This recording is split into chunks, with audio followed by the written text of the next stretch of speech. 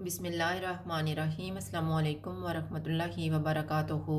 आज हम बना रहे हैं कोकोनट कुकीज़। अगर आपको हमारी वीडियो अच्छी लगे तो लाइक करें और हमारे चैनल को सब्सक्राइब करें। तो शुरू करते हैं। 150 ग्राम कोकोनट लेंगे, इसमें आधा कप चीनी डालेंगे, इनको मिक्स करेंगे।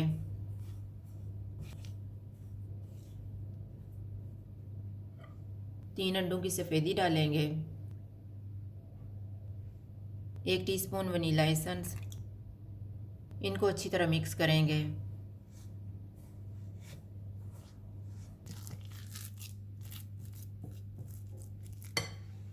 बेकिंग ट्रे में मैंने बटर पेपर रखा हुआ है, थोड़ा थोड़ा मिक्सचर लेके कुकीज़ तैयार कर लेंगे।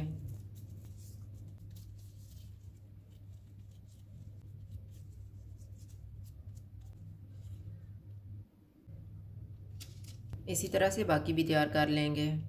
इनको प्री हीटेड ओवन में रखेंगे 175 डिग्री पे 12 से 15 मिनट के लिए।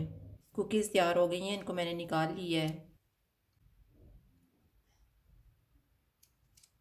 कोकोनट कुकीज़ तैयार हैं। अगर आपको हमारी वीडियो अच्छी लगे तो लाइक करें और हमारे चैनल को सब्सक्राइब करें। शुक्रिया, अल्लाह हाफिज़।